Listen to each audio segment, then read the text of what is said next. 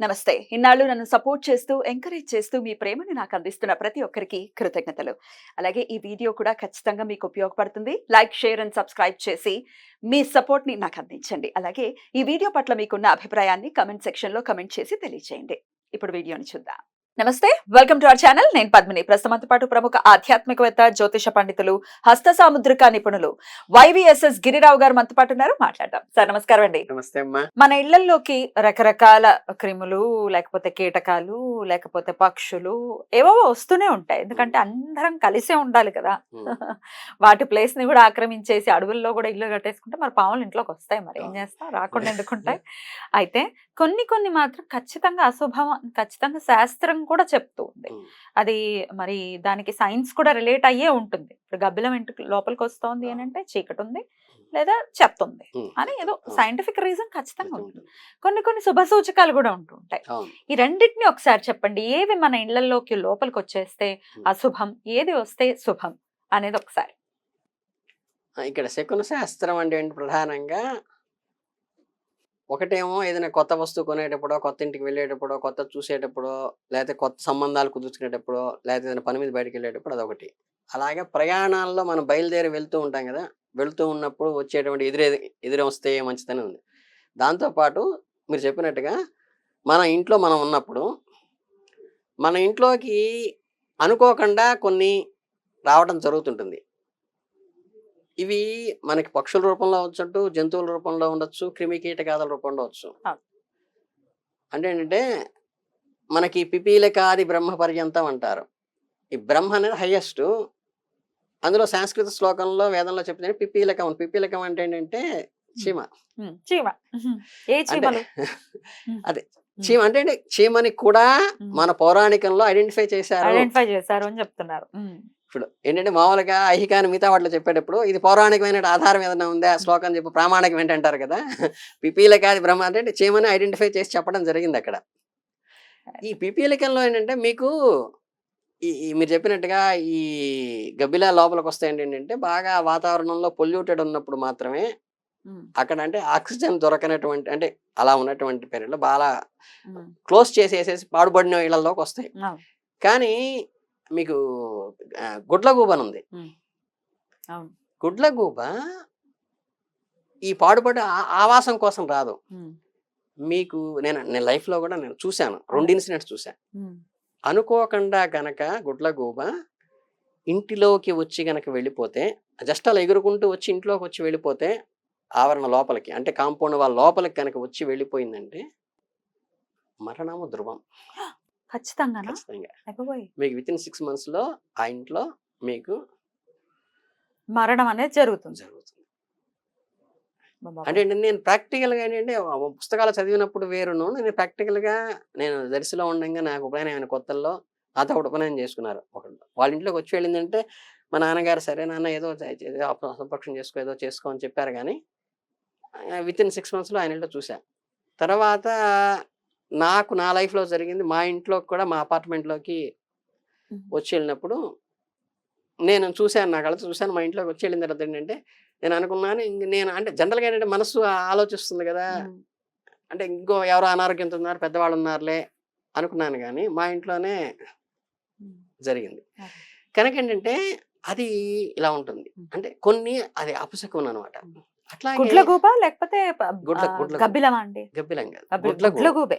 చాలా రేర్ గా కనిపిస్తుంది. ఎందుకంటే ఇప్పుడు ఇవన్నీ శకున శాస్త్రంలో ప్రధానంగా చూసుకోవాల్సింది ఏంటంటే రెగ్యులర్ గా రొటీన్ గా ఉన్నవి కాదు. అంటే రెగ్యులర్ గా గుడ్లగూబ తిరుగుతుంది అనుకోండి,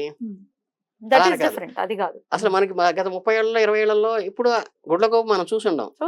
అట్లాంటిది ఆవాసాలు అంటే అపార్ట్మెంట్ ఇల్లు మన దగ్గరికి వచ్చి లోపలికి కాంపౌండ్ వాళ్ళ లోపలికి వచ్చి రావడం అనేది ఏంటంటే అది ఇండికేషన్.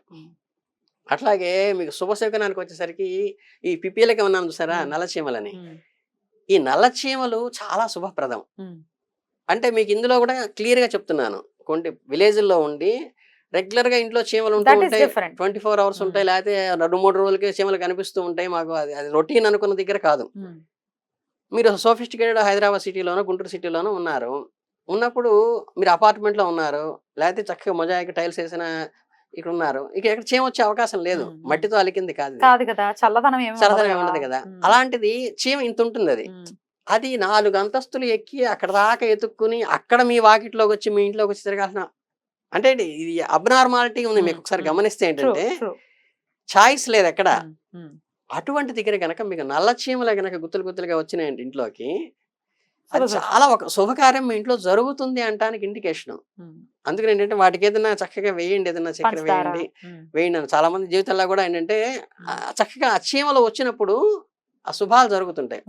కానీ ఇందులో గుర్తుపెట్టుకోవాల్సింది ఏంటంటే ఇది ఓన్లీ నల్ల చీమలకి మాత్రమే, ఎర్ర చీమలకి వర్తించారు. ఎర్ర చీమలకి మంచిది కాదని చెప్తారు. అవి గట్టి కుడతాయి కూడాను. వాటి ప్రవర్తన బట్టి కూడా చెప్పుకోవచ్చు.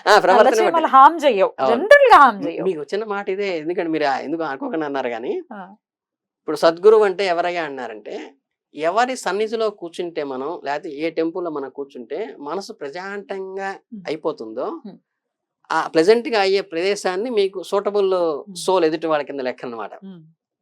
అని ఏంటంటే మీకు రైల్లో పోతుంటే, బస్సులో పోతుంటే కొంతమంది చూస్తే తెలియకుండా ఇరిటేటింగ్ గా ఉంటుంది, కొంతమంది చూస్తే వాళ్ళు ఎవరో ముక్కు మొహం తెలియదు మనకి, చక్కగా ఆప్యాయంగా ఒక గంట మాట్లాడేస్తాం. ఇది దేని వల్ల వస్తుందంటే మనకున్నటువంటి మెంటాలిటీకి ఎదుటివాడిని ఉన్నటువంటి మెంటాలిటీకి సింకర్నైజ్ అయితే పాజిటివ్ అవుతుంది. అంటే ఏంటంటే మనం చెప్పకూడదు కానీ పెళ్లిళ్ళు పేరెంటాలు జరిగినప్పుడు చక్కగా చిత్రముఖ పారాయణ చేసిన వాళ్ళందరూ దగ్గర చేరతారు. అవును, సాయంత్రాన్ని సిట్టింగ్ చేసేవాళ్ళు ఒక దగ్గర చేరతారు. రెండు పక్షులు ఒక గూటికి వెళ్లే పక్షులు కాదు ఇవి. అందుకంటే సాత్విక ఆరాధనలో నిత్యానుష్ఠానం చూసిన వాళ్ళకి కొంతమంది చూడగానే ఇరిటేషన్ కలగటానంటే వాళ్ళ వ్యక్తిత్వం మనకి సూట్ కాదు. కొందరు చూడగానే ఎఫెక్షన్ ఎప్పటి నుంచో పరిచయం ఉన్నట్లాగా వీళ్ళతో పరిచయం చేసుకుంటే బాగుండు అనిపిస్తుంది. అది మన మెంటాలిటీకి సూట్ అవుతుంది. అలాగే ఈ ఎర్ర చీమలో మీరు అన్నది కొట్టడం అన్నారు కదా, ఈ నేచర్ దానికి కరెక్ట్ కాదు కాబట్టి అది అశుభం కారణంగా చెప్పారు. కొన్ని ఇంకొన్ని మాట్లాడుకుంటే అండి, ఈ జర్రులు కూడా వస్తుంటాయి, సడన్ గా వచ్చేస్తాయి. కాళ్ళ జర్రి కూడా శుభం కాదు కాదండి. కాకపోతే కాళ్ళ జర్రి ఏమిటి అంటే మైల ముట్టు ఇట్లాంటివి ఏదన్నా కలిసినప్పుడు గానీ, చెడు వ్యక్తులు మన ఇంటికి వచ్చి వెళ్ళినప్పుడు గానీ, అక్కడ ఏదో ఆ ఎన్విరాన్మెంట్ లోకి నెగిటివ్ ఫోర్స్ వచ్చి వెళ్ళింది అంటానికి గుర్తు కాళ్ళ జర్రి. అది ఏంటి కాళ్ళ జర్రి అంటే? ఎట్లా ఉంటుంది అది? బ్లాక్ కలర్ వేలు మందంలో మనకి గాజు పురుగులు ఎలా ఉంటాయో దానిలాగే కొద్దిగా ఎర్రగా ఉంటుంది, పెద్ద సైజులో ఉంటుంది. Okay okay okay. ఎర్రగా ఉండే జర్రి, ఎర్ర జర్రి ఉంటుంది కదా, కాళ్ళ జర్రి. మీరు ఎప్పుడు చూడలేదా? ఊర్లలో చూసేవాళ్ళం. బ్లాక్ కలర్ ఉంటుంది కదా, బ్లాక్ కలర్ జెల్లీ, తేలు బ్లాక్ కలర్, బ్లాక్ కలర్ తో ఒక క్రీచర్ ఉంటుంది, జర్రి లానే ఉంటుంది, కాళ్ళు. అదేలేండి, జర్రి ఏంటంటే బ్లాక్ అంటే కాదు, మనకి రెడ్ కలర్ లో ఉండేది జర్రి కదా, కాఫీ కలర్ గానీ లేకపోతే ఎర్ర కలర్ గానీ జర్రి. అండ్ అది కుడుతుంది కూడా, కుడుతుంది అంటే కంప్లీట్ విషం ఎక్కి చనిపోడు గానీ మొత్తం పెయిన్ వచ్చేసి విలవిల్లాడిపోతుంది. చాలా పెయిన్ వస్తుంది. తేలు కొడితే ఎలా అంత పెయిన్ వస్తుందో అంత పెయిన్ వస్తుంది. అమ్మ బాబాయ్, అది కూడా మంచిది కాదు. కాకపోతే దాన్ని లక్ష్మీదేవి అని అంటారు. చంపద్దు, దాన్ని తీసి బయటపడేయండి, దాన్ని చంపద్దు. కానీ చాలా ఫాస్ట్ గా నడుస్తుంది. అమ్మో, చాలా ఫాస్ట్. దాన్ని క్యాచ్ చేయడం కష్టం. అంటే ఏంటంటే పరిస్థితులు, ఇప్పుడు గట్టిగా పాము వచ్చింది అనుకోండి, పామును కూడా చంపకూడదు అంటారు అనుకోండి. నేను 2-3 సార్లు చేశాను అవి. ఒక చెక్కపెట్ట మీదకి వస్తే మాకు నెల్లూరులో ఆత్మకూరులో ఉండగా చక్కగా అలా పట్టుకున్నాను, అది ఇలా తీగుతుంది, ఏ రోజు ఇచ్చేస్తో తెలియదు. నాకు 4 గదులు వరుసగా బారుగా ఉంటాయి మాకు. అలా ఆ పెట్టి అలాగే పట్టుకున్నాను, నా వంక చూస్తుంది, దాని వంక నేను చూస్తున్నా, అలా పెట్టి పట్టుకునే ముందు వాటిలో దాకా వచ్చి అలా పడేసాను. అట్లాగే మేము ఏమది కట్లపాము అది అలా చూస్తుంది. అంటే యాక్చువల్ గా యాజ్ ఎ జువాలజీ స్టూడెంట్ గా మనం అంటే దానికి భయం ఉంటుంది. అదంటే మనకి భయం ఉంటుంది. మనం పెట్టె పట్టుకొచ్చేటప్పుడు మీకు అంటే యాజ్ జువాలజీ స్టూడెంట్ చెప్తున్నాను, దానికి ఇయర్స్ వినిపించవు, ఓన్లీ వైబ్రేషన్, నేల మీద కలిగే వైబ్రేషన్. అంటే మనం పెట్టె పట్టుకొచ్చేటప్పుడు కనుక మన గడగడ వణుకుతూ కనుక మన వైబ్రేషన్ దానికి వెళ్ళిందంటే అది ఫెరోషియస్ అవుతుంది. అంటే ఇక్కడ అలజడి జరుగుతుందో నాకు ఇబ్బంది కలుగుతుందని.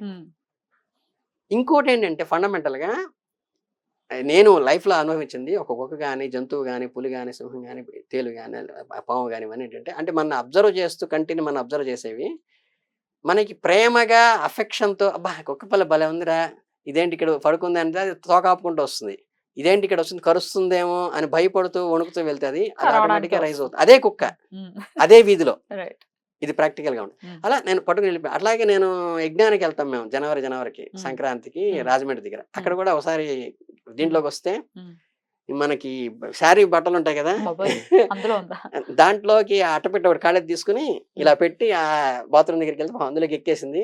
అలా పట్టుకెళ్ళి పారేసి అది 2000 మంది జనాల మధ్యలో తీసుకెళ్ళి బాబోయ్. తీసుకెళ్ళి కార్ల దగ్గరికి వెళ్ళి అక్కడ పడేసింది. డెఫినెట్ గా హర్ట్ అంటే చేయకూడదు. చేయకూడదు. మరి పాములు రావడం దేనికి సంకేతం అనుకోవచ్చు ఇంట్లో? పాములు రావడం అంటే ఇవి విష సర్పాలు ఏవి కూడా విషపూరితమైనవి కాదంట. కాకపోతే ఏంటంటే మీకు మొన్న ఒకసారి సాయిబాబా గురించి చెప్పినట్టు చెప్పాను కదా, అవి మనకి హామ్ చేయకుండా అవి వచ్చేసి ఇప్పుడు నేను పెట్టి తీసుకెళ్ళానంటే హామ్ చేసేదైతే అసలు ఇంత ఫెరోషియస్ గా పెట్టి మీదకి చెయ్యి వెళ్ళటంతోనే జమ్మని లేస్తుంది అది. అలా లేవకుండా ఏదైతే ఉంటుందో అది మంచిదే తప్పితే విష సర్పాలు ఏంటంటే విష పురుగులు గానీ విష సర్పాలు గానీ మంచిది కాదని చెప్తారు. మనకేదన్నా మనకి ఇలవేలుకున్నప్పుడు గానీ నాగేంద్ర స్వామి నాకేంటంటే చిన్నప్పటి నుంచి పుట్ట పాలు పోసేవాడు. ఒకసారి ఆ సంవత్సరం ఎందుకు పోయిలా, నేను చక్కగా నడుచుకుంటూ వెళ్తున్నాను ఇలాగూ, ఇలా రోడ్డుకి అడ్డంగా వస్తుంది, అది వెళ్తుంది కదా అని కాసేపు ఆగా, ఆ చివరికి వెళ్ళింది పొదల్లోకి వెళ్ళా, మళ్ళీ ఇలా వచ్చింది.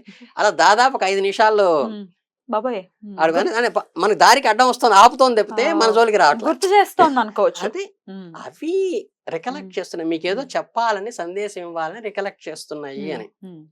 అది మనం గమనించుకుంటూ వెళ్ళాలి. అందుకని ఏంటంటే అట్లాగేదంటే శుభకరమైనటువంటి మంగళప్రదమైన పూలు కానీ పళ్ళు కానీ ఏమైనా తేటం కానీ పాలపిట్ట లాంటివి కనిపించడం కానీ శుభకరమైనవి కనిపిస్తే ఏంటంటే మంచిది. ఇట్లా విషపి పురుగులు గాని కళజరి గాని లేదా ఇంకోటి నల్లులు కూడా, నల్లులు మంచిది లేదు వస్తుంటే మా ఇంట్లో కూడా, అంటే దానివల్ల కీడు స్పష్టంగా తెలుస్తుంటుంది. మిడతలు గాని చిట్టువలు అంటారు, వైట్ ఫైర్స్ అంటారు, అలాంటివి కానీ ఏంటంటే అవి ఏంటంటే అశుభానికి కారణం, రాకూడదు. అది మనం గమనించుకుని ఏంటంటే ఇండికేషన్ గా తీసుకోవాలి. ఈ మధ్య కాలంలో ఫ్లోర్స్ తో లేకపోతే వీటితో సంబంధం లేకుండా ఏలుగు పాములు అని అంటారు కదా, ఎర్త్ వామ్స్, అవి కూడా వస్తున్నాయి లోపల బాత్రూమ్స్ లోను ఉండటం, అవి పిల్లలు పెట్టడం బాత్రూమ్స్ లోనే ఉండటం. దీన్ని ఎలా అనుకోవచ్చు అండి? ఎర్త్ వామ్స్ యాక్చువల్ గా హార్మ్ఫుల్ కాదు. మీకేంటంటే అదే చెప్పేది, ఒక వ్యక్తి వీడు దుర్మార్గం పనులు చేసేవాడా లేకపోతే దైవారాధన చేసుకుంటూ నిత్యానుష్ఠానం చేస్తూ 10 మందికి మంచి మాటలు చెప్పేవాడా అనేది మనకి ఎదురైన ఇన్సిడెంట్ బట్టి ఎర్త్వామ్ యొక్క కల్చర్ ఏంటి, యాక్చువల్ గా గుల్లం చేస్తుంది, నేలని సారవంతం చేస్తుంది. అంటే ఎంత సారవంతం చేస్తుందంటే ఒక పలుగో పారాయసి దాని దేహాన్ని 2 ముక్కలుగా నరుకుదామని చూసినప్పటికీ కూడా మిగిలిన దేహంతో సారవంతమే చేస్తుంది తప్పితే వాడి మీద ప్రతీకారం తెచ్చుకోదు. మంచిదే అయితే పాపం. దాన్ని కూడా హార్మ్ చేయకూడదు.